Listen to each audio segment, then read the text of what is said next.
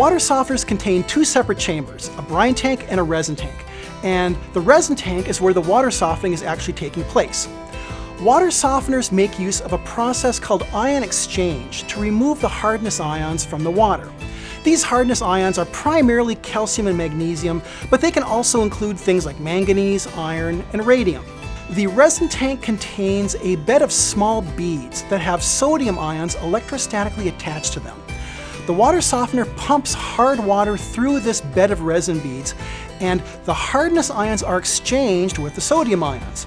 Now, eventually that resin will fill up with hardness ions and it can't soften any more water. At that point, the water softener must regenerate.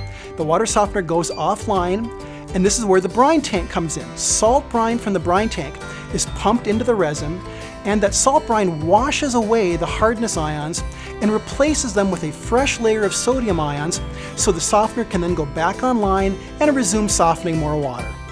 So I hope this has helped you better understand how water softeners work. If you've got more questions, please let us know.